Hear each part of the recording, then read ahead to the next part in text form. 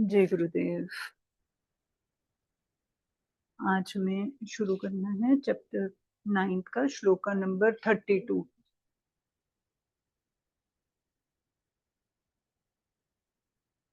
32 number श्लोक में आज भगवान इस जो अभी आज के श्लोक का संबंध है उस प्रकरण में भगवान ने अपनी भक्ति के 7 अधिकारी बताए हैं। उनमें से दुराचारी का वर्णन 2 श्लोकों में किया। अब आगे के श्लोक में भक्ति के 4 अधिकारियों का वर्णन करते हैं। तो अब क्या बोलते हैं भगवान 32वें श्लोक में, मां हि पार्थ व्यपाश्रित्य येऽपि स्युः पापयोनयः स्त्रियो वेश्यास्तथा शूद्रास्तेऽपि यान्ति परां गतिम्। तो क्या कहते हैं, हे पृथानंदन, जो भी पाप योनि वाले हों तथा जो भी स्त्रियां वेश्य और शूद्र हों, वे भी व्यपाश्रित्य सर्वथा मेरे शरण होकर निसंदेह पराम गतिम यान्ति, परम गति को प्राप्त हो जाते हैं। पिछले श्लोकों में भगवान ने कहा था कि जो दुराचारी व्यक्ति हैं वो भी अगर अनन्य भाव से मेरा करते हैं, भजन करते हैं, तो वो मुझे प्राप्त हो जाते हैं। और फिर अब कह रहे हैं कि आगे के कुछ व्यक्तियों के बारे में बताया गया है कि वो भी अगर मेरा भजन करते हैं तो मुझे प्राप्त हो जाते हैं। तो इनमें किस किस को बताया है भगवान ने, माम ही पार्थ व्यपाश्रित्य यान्ति पराम गतिम, जिनके इस जन्म में आचरण खराब है, अर्थात जो इस जन्म का पापी है, उसको भगवान ने 30वें श्लोक में दुराचारी कहा था। जिसके पूर्व जन्म में आचरण खराब थे, अर्थात जो कि पूर्व जन्म के पापी हैं और अपने पुराने पापों का फल भोगने के लिए नीच योनियों में पैदा हुए हैं, उनको भगवान ने यहाँ पाप योनि बोला है। यहाँ पाप योनि शब्द ऐसा व्यापक है जिसमें असुर, राक्षस, पशु, पक्षी आदि सभी लिए जा सकते हैं, है ना। और ये सभी भगवत भगवत प्राप्ति के अधिकारी माने जाते हैं। शांडिल्य ऋषि ने कहा है कि जैसे दया, क्षमा, उदारता आदि सामान्य धर्मों के मात्र मनुष्य अधिकारी हैं, ऐसे ही भगवत भक्ति के नीच से नीच योनि से लेकर ऊंच से ऊंच योनि तक के सभी प्राणी अधिकारी हैं, है ना। मनुष्यों के क्या लक्षण होने चाहिए, दया होनी चाहिए, क्षमा होनी चाहिए, उदारता होनी चाहिए।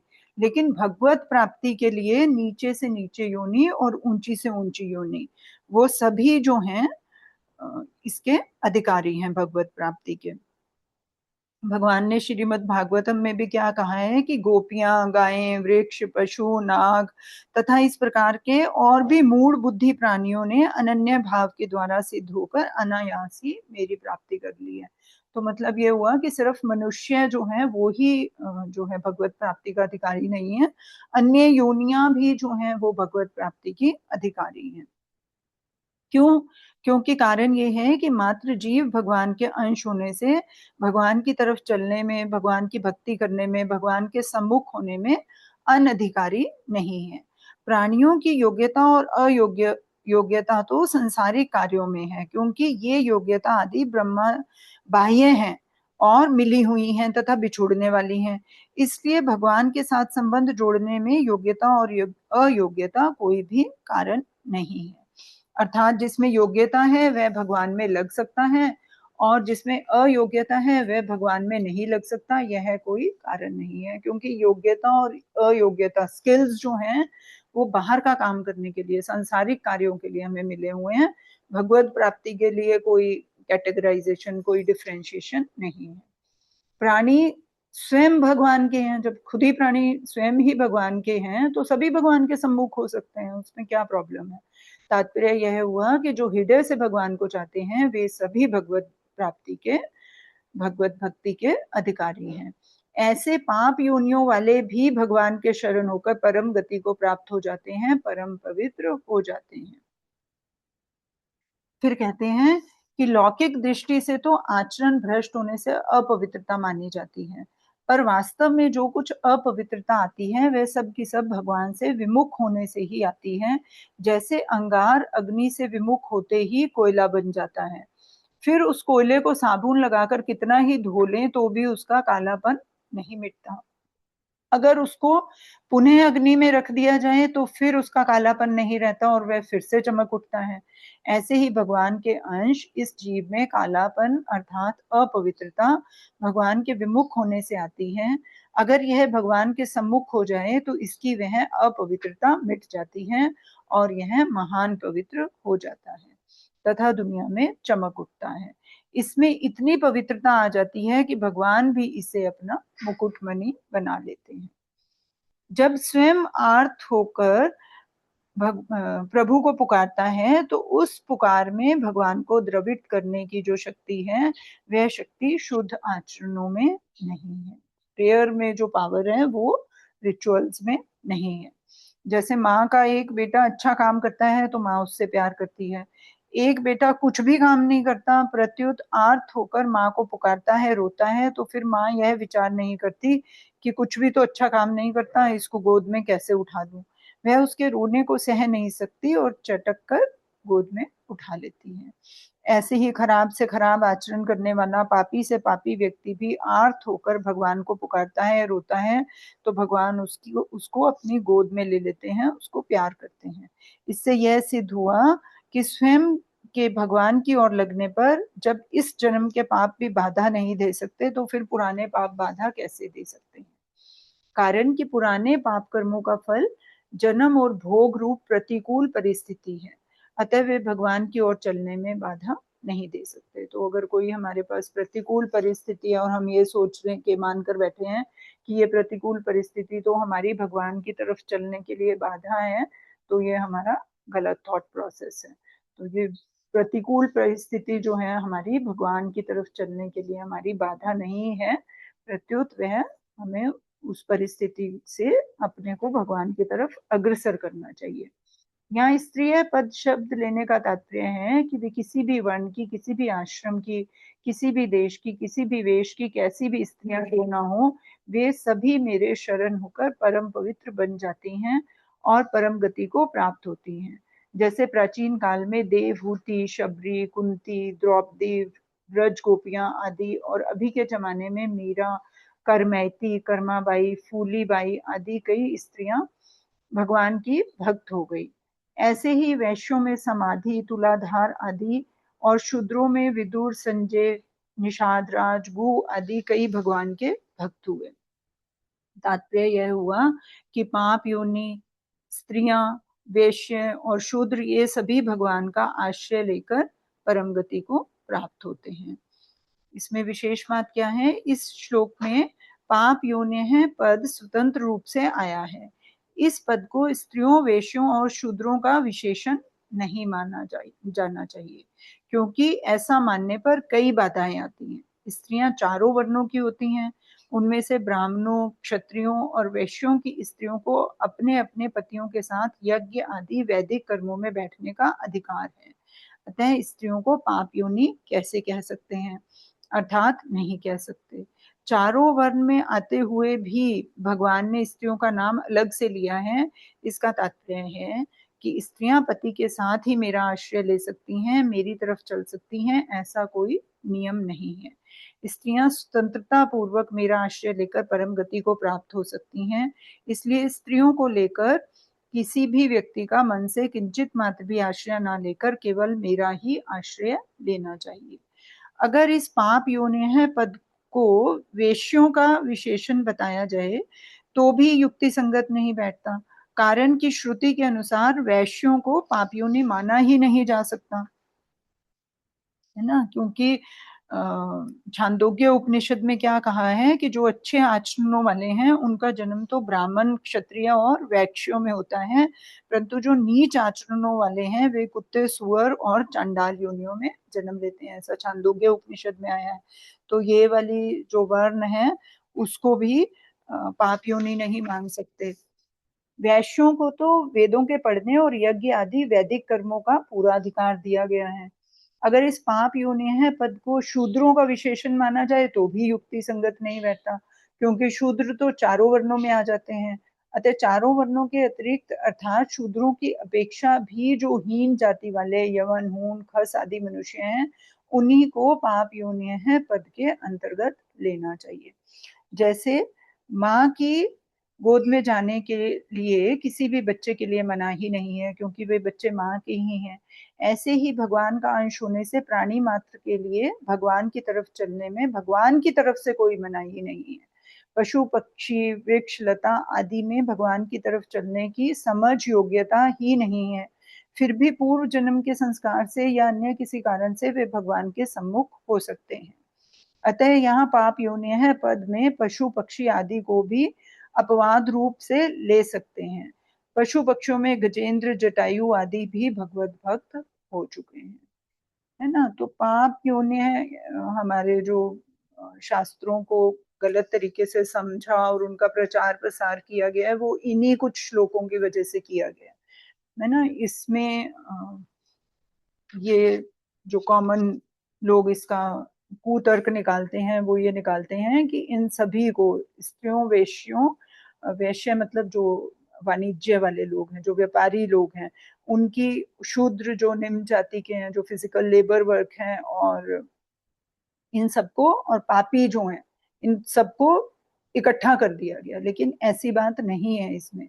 इसमें एक और फीमेल्स के लिए, स्पेशली स्त्रियों के लिए एक संगत बैठती है कि जो जहां जहां हमारे शास्त्र में स्पेसिफिकली फीमेल्स के लिए, स्त्रियों के लिए ऐसा शब्द आया है कि स्त्रियों के लिए विशेष जोर दे के कहा गया हो कि ये भी ये कर सकती हैं, तो उसको हम जो आजकल है नेगेटिव कॉनोटेशन में लिया जाता है कि ये तो नेगेटिवली स्त्रियों को नीचा माना जाता है, इसलिए ऐसा कहा गया है। ऐसी बात नहीं है। शास्त्रों के हिसाब से और धर्म के हिसाब से जो फीमेल स्पीशीज है, ह्यूमन स्पीशीज है, that is more emotional species and that is more कोमल species to be taken care of, to be like एक रिस्पेक्ट और एक आदरणीय और एक सहेज के रखने वाली ऐसे माना जाता था फीमेल्स को पहले। क्यों? क्योंकि वो बहुत इमोशनल होती हैं, अभी भी होती हैं। अभी ये है कि अभी के टाइम पे क्या कर लिया है हमने, इक्वालिटी के चक्कर में फीमेल्स ने अपने इमोशंस को दबा लिया है, क्योंकि बचपन में बच्चे को पैदा होते ही ये सिखाया जाता है, equality equality equality, right right right right, है ना, बस यही करना है हमें। तो वो लड़का हो या लड़की हो, दोनों को एक ही चीज सिखाई जाती है। तो क्या हो गया है, जो उनके बेसिक कैरेक्टर्स थे मेल्स और फीमेल्स के, वो समहाउ सब न्यूट्रलाइज हो गए हैं। तो यहाँ पे जब भी शास्त्रों में खासकर मैंने ध्यान दिया है, सिर्फ गीता जी में ही नहीं, बाकी उपनिषदों में भी जहां जहां स्त्री शब्द का प्रयोग ऐसे किया गया है, वहां पे उसके इमोशनल एंड सॉफ्ट कंपोनेंट को देखकर कहा गया है कि दे आर वेरी सॉफ्ट, है ना। और उनको ऐसा लगता है, अगर स्त्रियों को ये लगता है कि क्योंकि यज्ञ वैदिक काल में, जो कृष्ण जी का काल था वो वैदिक काल था, उसमें यज्ञ वगैरह होते थे। तो क्या होता था कि स्त्रियां पुरुषों के साथ, basically males were not allowed to do yajna, अकेले कर ही नहीं सकते थे। अविवाहित पुरुष या जिसकी स्त्री मर चुकी है, वो नहीं अकेला यज्ञ कर सकता था। जैसे राम जी को करना था तो उनको सीता जी को बुलवाना पड़ा लंका से, और रावण ने उनको पूरी रिस्पेक्ट के साथ भेजा भी कि ये this is thing to be done, necessity, ऐसा माना जाता था। तो यहाँ पे बेसिकली ये स्पेसिफाई करने के लिए किया, कहा गया है कि फीमेल्स को ये नहीं समझना चाहिए कि वो अकेले मुझे नहीं प्राप्त कर सकती। जो यहाँ पे स्पेसिफिकली गीता जी में के इस श्लोक में जो इसका उपयोग है, मेरी समझ के हिसाब से वो ये है कि उसको, फीमेल्स को ये नहीं लेना चाहिए कि अकेले वो नहीं भगवान को प्राप्त कर सकती हैं, तो उनको अकेले भी मेरी प्राप्ति के लिए प्रयत्न करना चाहिए, और वैसे तो कर ही सकती हैं। और पाप योनि है जो वर्ड है, वो इन सबका विशेषण नहीं है कि पापी स्त्रियां, है ना, या पापी वैश्य, ऐसा नहीं है। और जहां तक वैश्य इसकी बात आई है, तो वो तो जो ये करते थे, अर्थ अर्जन करते थे सोसाइटी के लिए, they were considered to be the pillars of the society. उनका काम होता था, गृहस्थ जो बेसिकली जिसमें आते थे, जो व्यापार करते थे, व्यापारी लोग होते थे, उनका ये कर्तव्य होता था कि एक तो राजा को कर देंगे, वो उस कर से पूरा जो भी सुचारू रूप से चलेगी, जो भी राज्य में काम होगा वो होगा, प्लस ब्राह्मणों का पालन करना उनकी रिस्पॉन्सिबिलिटी थी। ब्राह्मण लोग भिक्षा मांगने जाएंगे, दे वोंट अर्न, ब्राह्मण को अर्निंग अलाउड नहीं थी, they were not suppose to earn something. तो उनको ये होता था कि उनको अर्निंग, उनके पास खाने का सामान कहाँ से आएगा, रहने का सामान कहाँ से आएगा, वहां व्यापारियों से आएगा। देवर, मतलब उनका ये कर्तव्य होता था कि वो ब्राह्मणों को आर्थिकली, उनका आर्थिक दृष्टि से उनका फाइनेंशियली जो सपोर्ट है वो वहीं से आता था। तो उनको भी पाप योनि नहीं बोल सकते हैं ना। जैसे क्षत्रियों के लिए ये स्पेसिफाइड था कि रक्षा करना उनका धर्म है, उनका एक ही धर्म है बस, की रक्षा करनी है, बाकी उनका और कोई धर्म नहीं है। तो ब्राह्मणों की रक्षा करनी है, व्यापारियों की रक्षा करनी है, पूरे राज्य की रक्षा करनी है उनका। और शूद्र का कि फिजिकल एक्टिविटी उनको करनी है, फिजिकल लेबर करनी है। तो इन ये देव these all were very important like pillars of the society. तो इनको पाप योनि तो बोल ही नहीं सकते हैं। पाप योनि अलग उनके लिए यूज हुआ है, आसुरी प्रवृत्ति वाले लोगों के लिए, और जो बिल्कुल ही है ना राक्षसी प्रवृत्ति वाले, ऐसे नीच योनियों के जो शकुर वगैरह हो गए, उनके लिए कुत्ता योनि है ना, उनके लिए भी, उनको भी मनाही नहीं है कोई कि वो, क्योंकि मनुष्य जब अधोगति होता है तो वो नीची योनियों में ही जाता है। था तो कभी वो भी मनुष्य है ना, तो कुछ ना कुछ उसके गुण उस पाप योनि में भी होंगे। तो अब पाप योनि में भी चाहे उसमें उतना विवेक नहीं है, लेकिन हमने पहले पढ़ा कि किसी न किसी कारण से भगवत भक्ति तो किसी भी कारण से प्राप्त हो सकती है। तो हो सकता है कि उस पाप योनि में भी उसको किसी कारण से पूर्व संस्कार जागृत हो जाए और उसको भगवत भक्ति मिल जाए और उसकी मुक्ति हो जाए। This is also possible.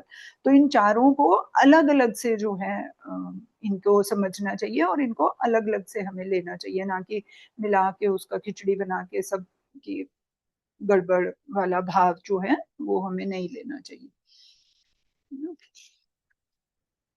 उसके बाद इसकी मार्मिक बात क्या है इस श्लोका की, कि भगवान की तरफ चलने में भाव की प्रधानता होती है, जन्म की प्रधानता नहीं होती।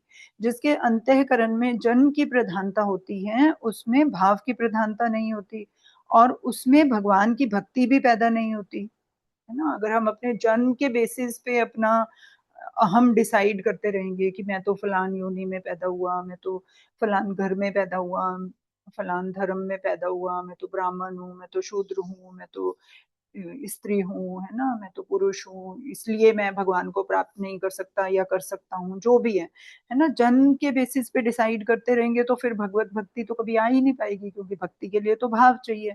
तो जब भाव तभी आएगा जब हम अपने जन्म की प्रधानता को जो है मुख्य, उसको विशेष कोई तूल नहीं देंगे हम, उसको कोई ना, उसको क्या बोलते हैं, उसको कोई भाव नहीं, उसको कुछ वेटेज नहीं देंगे हम उसको, है ना। हम अपने जो है भाव को वेटेज देंगे, भाव को मुख्य मानेंगे। जन्म हम कहाँ है उसको मुख्य हम नहीं मान रहे हैं। क्यों? क्योंकि जन्म की प्रधानता वाले के अहम में शरीर का संबंध मुख्य है, जो भगवान में लगने ही नहीं देता। जब तक हमारा शरीर से हम संबंध माने रखेंगे तो हम भगवान में नहीं लग सकते। अर्थात शरीर भगवान का भक्त नहीं होता, और भक्त शरीर नहीं होता, प्रत्युत स्वयं जो हमारी अंतरात्मा है वो भक्त होती है। शरीर से हम भक्ति करें, रिचुअल करें ना करें, पूजा, वो मतलब एक बेसिक वो साधना के क्रियाएं हैं वो, लेकिन ऐसे जरूरी नहीं है कि बिल्कुल वो नहीं करोगे तो भगवान मिल ही नहीं सकते, ऐसा नहीं है। भगवान उसके बिना भी मिल सकते हैं। ये सब चीजें सहायक हैं इनिशियल स्टेजेस में, लेकिन प्राप्ति नहीं करा सकती हैं। भाव ही प्राप्त करा सकता है। जब तक हम अपने आप को, अपनी अंतरात्मा को भगवान को नहीं देंगे, तब तक हम भगवान को प्राप्त नहीं कर सकते हैं। ऐसे ही जीव ब्रह्म को प्राप्त नहीं हो सकता, किंतु ब्रह्म ही ब्रह्म को प्राप्त होता है। जब ब्रह्म में लीन होंगे तभी बनेंगे हम, जीव नहीं। जीव बने रहेंगे जब तक, तब तक हम ब्रह्म में नहीं हो सकते हैं। तो जीव तो कैसे है, प्राणों को लेकर है, और ब्रह्म में तो प्राण होते ही नहीं है। इसलिए ब्रह्म को ब्रह्म ही प्राप्त होता है, अर्थात जीव भाव मिटकर ही ब्रह्म को प्राप्त होता है। और भगवान कब मिलेंगे? जब हम शरीर को छोड़ेंगे और स्वयं के ऊपर जाएंगे, जीवात्मा पे जाएंगे, क्योंकि जीव को भगवान ने बनाया है। और ब्रह्म कब बनेंगे? जब उसको भी छोड़ेंगे, उस जीवात्मा को भी छोड़ेंगे, ब्रह्म भाव में जाएंगे, तो फिर हम खुद ही ब्रह्म हो जाएंगे, निर्गुण निराकार हो जाएंगे। अभी हम जीव, शरीर और भगवान की बात सगुण साकार के लेवल पर कर रहे हैं, ना। फिर स्वयं में शरीर का अभिमान नहीं होता। जहां स्वयं में शरीर का अभिमान होता है वहां मैं शरीर से अलग हूं, यह विवेक नहीं होता, प्रत्युत वह हाड़ मांस का मल मूत्र पैदा करने वाली मशीन का ही गुलाम बना रहता है। यही अविवेक है, यही अज्ञान है। इस तरह अविवेक की प्रधानता होने से मनुष्य ना तो भक्ति मार्ग में चल सकता है और ना ही ज्ञान मार्ग में चल सकता है। अतः शरीर को लेकर जो व्यवहार हैं वे लौकिक मर्यादा के लिए बहुत आवश्यक हैं और उस मर्यादा के अनुसार ही चलना चाहिए, लेकिन भगवान की तरफ चलने में स्वयं की मुख्यता है, शरीर की मुख्यता नहीं है। तात्पर्य यह हुआ कि जो भक्ति या मुक्ति चाहता है वह स्वयं होता है, शरीर नहीं होता। शरीर को मुक्ति नहीं चाहिए, शरीर को भक्ति नहीं चाहिए, अंतरात्मा को चाहिए ये सब कुछ। यद्यपि तादात्म्य के कारण स्वयं शरीर धारण करता है, परंतु स्वयं कभी भी शरीर नहीं हो सकता और शरीर कभी भी स्वयं नहीं हो सकता। स्वयं स्वयं ही है और शरीर शरीर ही है। स्वयं की परमात्मा के साथ एकता है और शरीर की संसार के साथ एकता है। जब तक शरीर के साथ तादात्म्य रहता है तब तक वह ना भक्ति का और ना ज्ञान का ही अधिकारी होता है तथा ना संपूर्ण शंकाओं का समाधान ही कर सकता है। वह शरीर का तादात्म्य मिटता है भाव से। मनुष्य का जब भगवान की तरफ भाव होता है तब शरीर आदि की तरफ उसकी वृत्ति जाती ही नहीं। वह तो केवल भगवान में ही तल्लीन हो जाता है, जिससे शरीर का तादात्म्य मिट जाता है। इसलिए उसको विवेक विचार नहीं करना पड़ता और उसमें वर्ण आश्रम आदि किसी भी प्रकार की शंका पैदा ही नहीं होती। ऐसे ही विवेक से भी तादात्म्य मिटता है।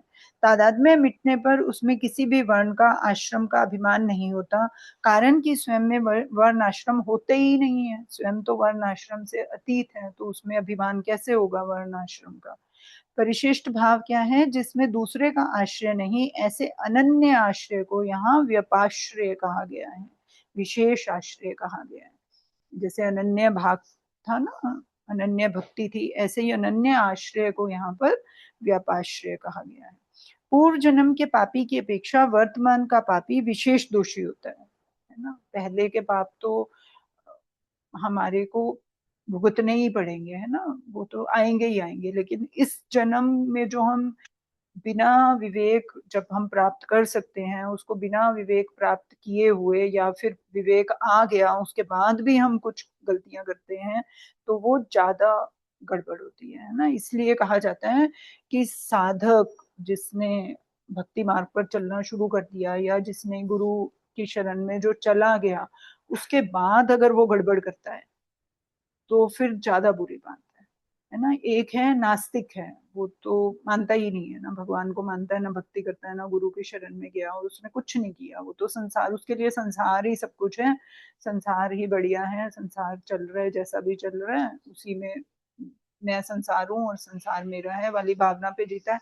वो कम उसको गलत माना जाएगा इसके बनिस्बत कि जिसको पता चल गया है what is right and what is wrong, और उसके बाद वो गलत और सही में जानते हुए भी उसको कर नहीं पा रहा है। कर क्यों नहीं पा रहा है? क्योंकि वो प्रयत्न नहीं कर रहा है। द ओनली रीजन इज परिश्रम नहीं कर रहा है।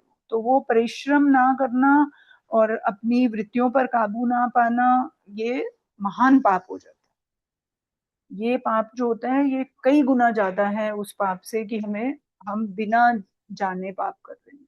जानकर किया गया और अपने आप को संयम में ना रखकर किया गया पाप जो है कहीं ज्यादा बुरा फल देने वाला हमारे लिए हो जाता है। अब वर्तमान इस जन्म के पापी की बात कहकर अब इस श्लोक के पूर्व जन्म के पापी की बात कहते हैं। ये भी यू पाप योनि है ना। दोनों की बात बता दी है कि इस जन्म के भी और अगले जन्म के भी, जो पुराने जन्म के भी हैं वो भी और इस जन्म के भी प्राप्त करने के अधिकारी दोनों ही है ना। लेकिन जो इस जन्म में गड़बड़ करता जा रहा है उसको और प्रॉब्लम आएगी। जिसके पूर्व जन्म के पाप हैं वो तो फिर मिट जाएंगे, लेकिन इस जन्म में भी अगर हम करते जा रहे हैं जानने बूझने के बाद, फिर जो है अधिकारी सब है। भगवान ने ये बता दिया है कि अधिकारी सब है, चाहे इस जन्म में पाप कर रहे हो या पहले जन्म